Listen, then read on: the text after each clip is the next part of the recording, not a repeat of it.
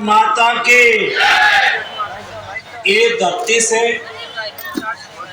वंदे मातरम की गूंज सारे देश में गूंजी थी। आप जरा जोर से मेरे साथ बोलिए, वंदे वंदे वंदे। आज बारिश की स्थिति में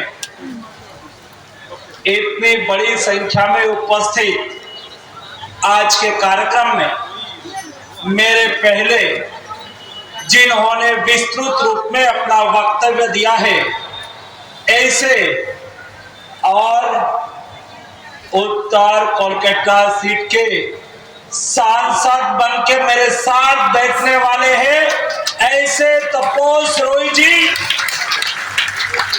आज के कार्यक्रम में विशेष उपस्थित तवोग घोष माननीय जिला सभापति जी, श्रीमती मीना देवी पुरोहित जी, विजय ओझा जी, किशन जी, मंच पर उपस्थित सभी भारतीय जनता पार्टी के वरिष्ठ नेतागण, उपस्थित सभी भाइयों बहनों, युवान दोस्तों और पत्रकार मित्रों, आज मुझे इतनी बड़ी संख्या में आप सबको देख के आपको वंदन और अभिनंदन का मन कर रहा है।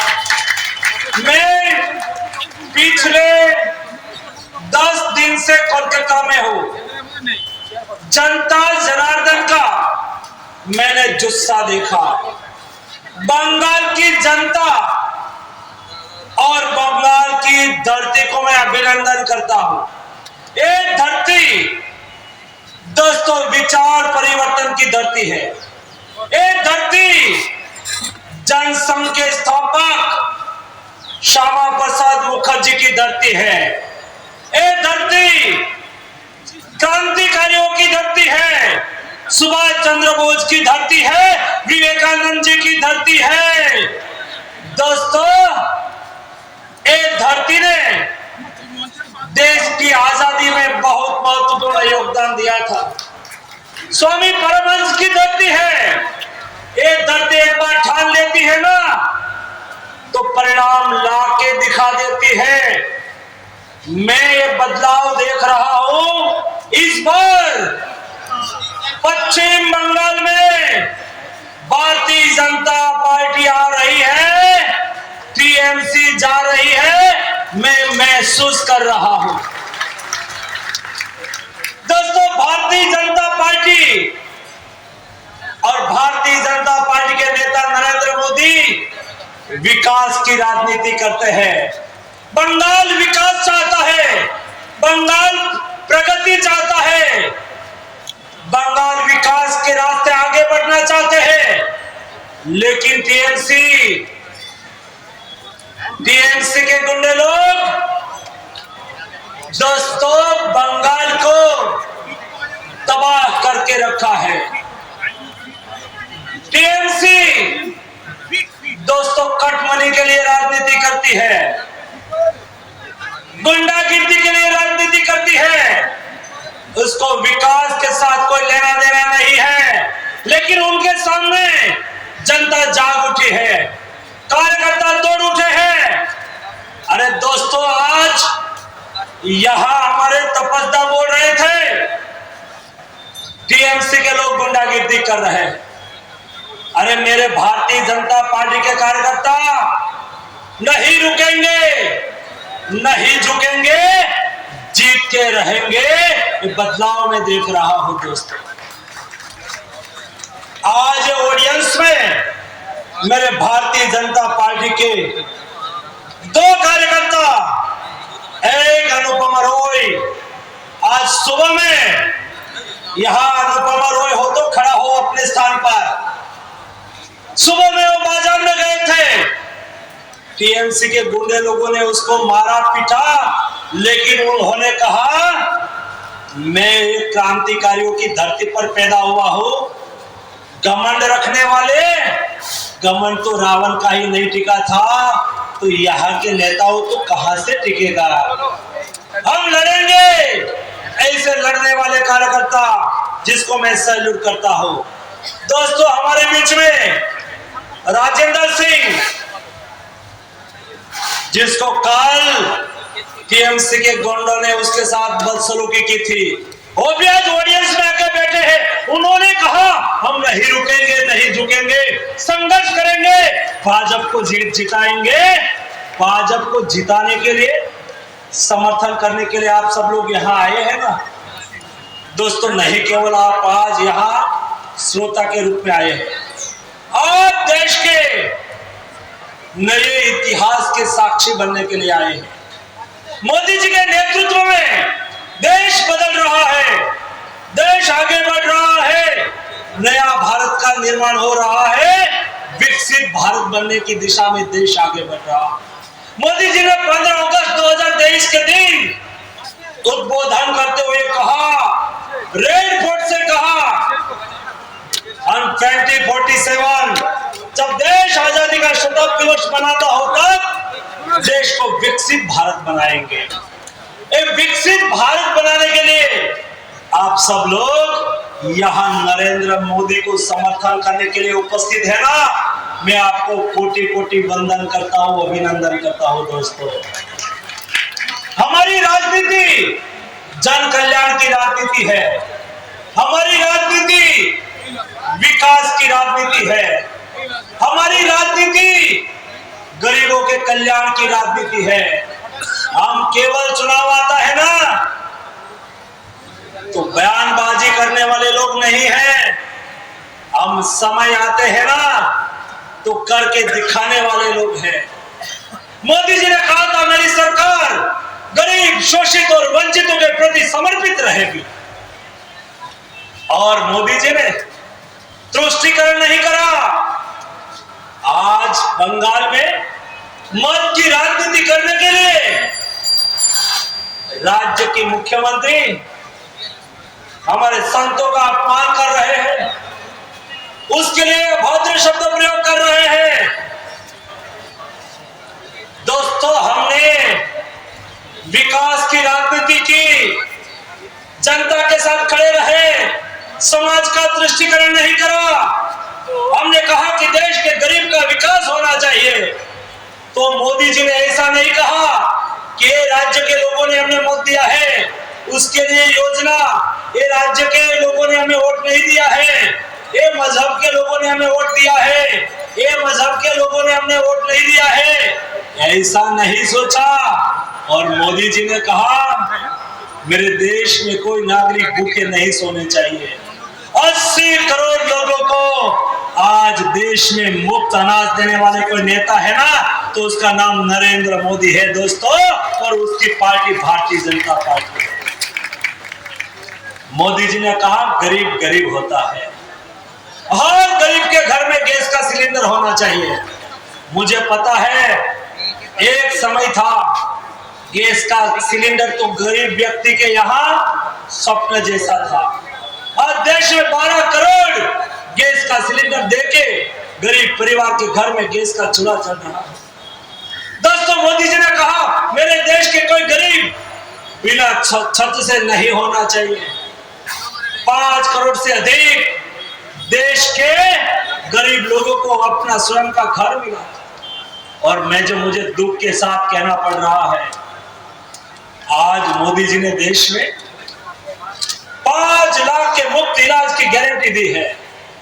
कोई व्यक्ति गरीब हो, कोई व्यक्ति सामान्य हो, परिवार से हो, मजदूरी करने वाले लोग हैं। दोस्तों, बीमारी कभी किसी को पूछ के नहीं आती है, एक गरीब के यहाँ भी आती है, ये अमीर के यहाँ भी आती है, लेकिन कोई गरीब के यहाँ बड़ी बीमारी आ जाती है ना तो दोस्तों कई बार उन्होंने सोचा होता है, 2 साल से वो विचार करते हैं कि मैं मेरी बेटी की शादी करूंगा। प्रति वर्ष लाख रुपए की बचत करके 5 लाख रुपया बचाया हो, और 5वें साल जब बेटी की शादी का समय आता है ना और उसके परिवार में किसी सदस्य को डॉक्टर कहे कि हार्ट का ऑपरेशन करना पड़ेगा, वाल्व बदलना पड़ेगा, 5 लाख रुपया का खर्च होगा। दोस्तों उसकी बचत इलाज में चली जाती है और बेटी की शादी में उसको दिक्कत होती है। मोदी जी ने कहा कि मेरे देश में गरीब और अमीर के बीच में स्वास्थ्य क्षेत्र में भेदभाव नहीं होना चाहिए। और दोस्तों मुझे बताते हुए खुशी हुई है, आज तक देश में 6 करोड़ से अधिक लोगों का आयुष्मान भारत योजना के तहत इलाज करा गया, और वो भी सरकारी अस्पताल में नहीं। एक अमीर परिवार का इलाज अपोलो अस्पताल में होता है ना, एक फैक्ट्री के मालिक उसका इलाज अपोलो अस्पताल में होता है।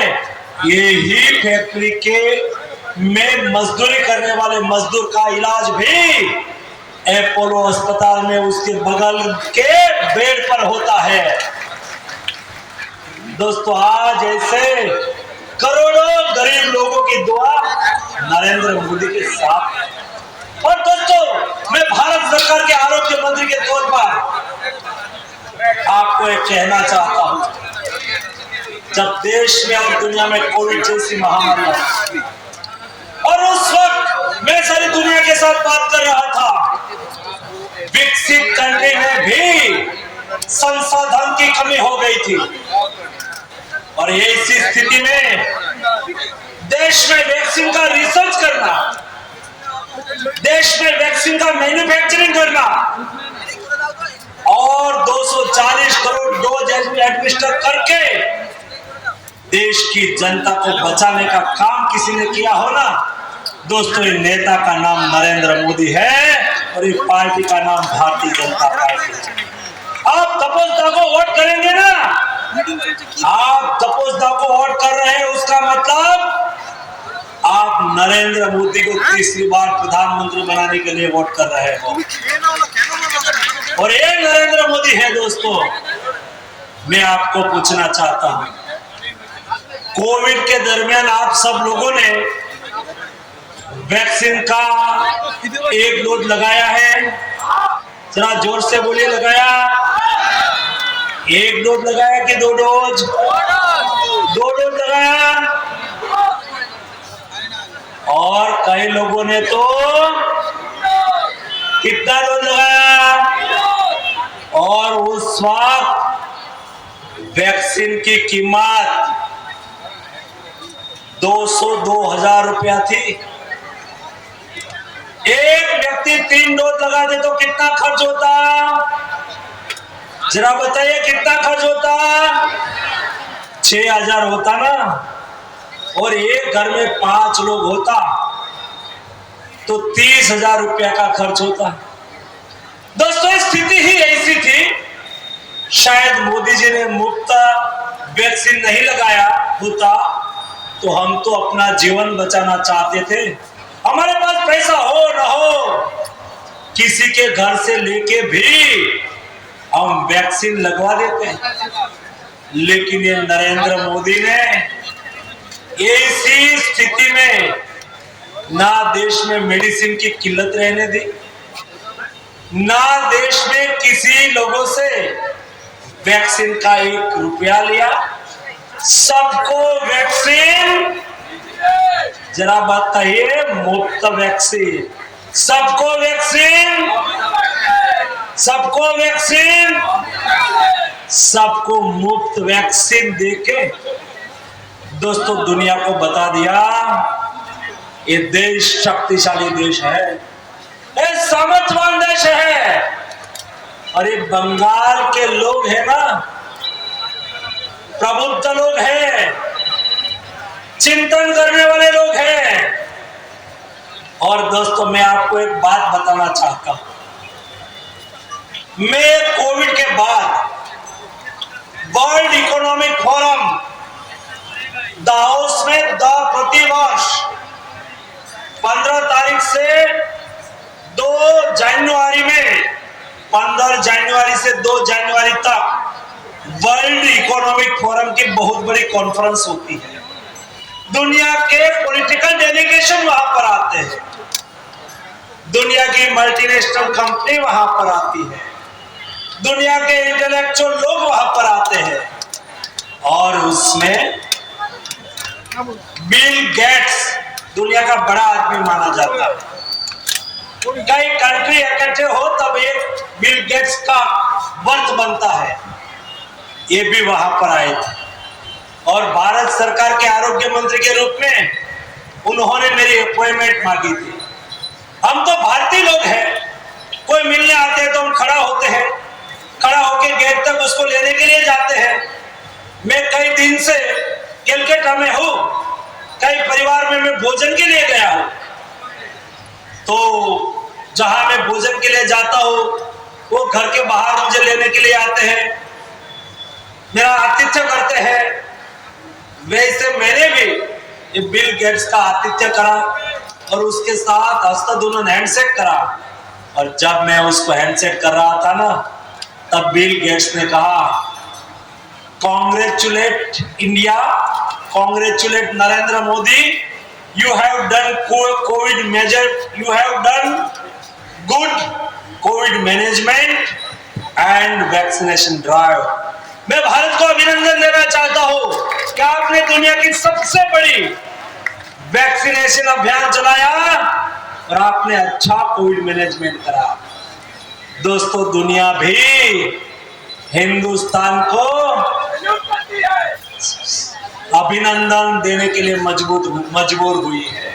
दोस्तों, देश बदल रहा है, देश आगे बढ़ रहा है, नया भारत का निर्माण हो रहा है। वैसी स्थिति में दोस्तों, मैं सारा बंगाल घुमा, 10 दिन से कलकत्ता में हूं।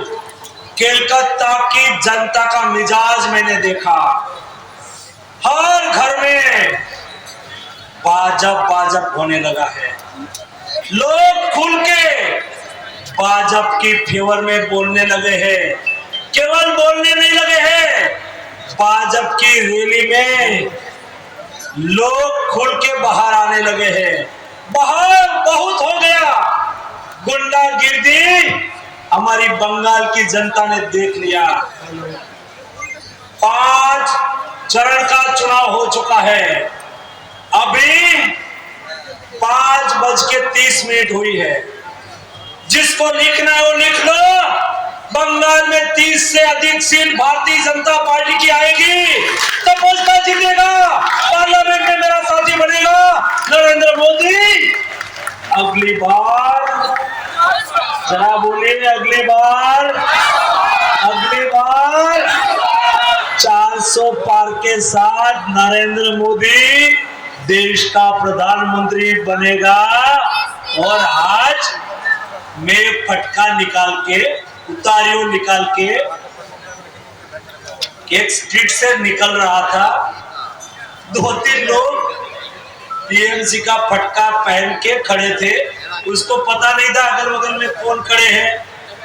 हम चाय पी रहे थे, वो भी बगल में चाय पी रहे थे, हम कॉमन लोग के रूप में खड़े थे। वो भी बोलते थे कि इस बार ये तपस्या जीतेगा। वहां भी हड़बड़ी मची हुई है। यह सच है, उत्तर कोलकाता सीट जीतने की दोस्तों जनता की गारंटी है। मुझे खुशी है, मैं आप सबको अभिनंदन देना चाहता हूं। इस बार बंगाल का रिजल्ट दीदी को और टीएमसी को चौंकाने वाला आने वाला है। बंगाल की जनता का आशीर्वाद मोदी जी को मिलने वाला है। किसको मिलने वाला है, जरा बताइए, किसको मिलने वाला है? किसको मिलने वाला है? अभी कोई गुंडे से डरेंगे क्या? जरा बताइए, डरेंगे? चुपचाप सुबह में पहले चुपचाप उठ के वोटिंग करना है, बाद में स्नान करना है। पहले वोटिंग, सबसे पहले वोटिंग और बाद में वोटिंग करना है। पहले वोटिंग करना है। मुझे पूरा विश्वास है दोस्तों, इस बार बंगाल की जनता का आशीर्वाद मोदी जी को मिलेगा। 30 से प्लस सीट के साथ हम मोदी जी को नेतृत्व में सरकार बनाएंगे और मोदी जी की झोली में 30 सीट डालेंगे। मुझे पूरा विश्वास है आप इतनी बड़ी तादाद में इतने लंबे समय तक यहां बैठ के उपस्थित रह के हमको सुनने का कष्ट दिया। आप सबको मैं अभिनंदन करता हूं, वंदन करता हूं। आप सबको मेरी ओर से हार्दिक शुभकामनाएं। तपोस्ता तपोस्ता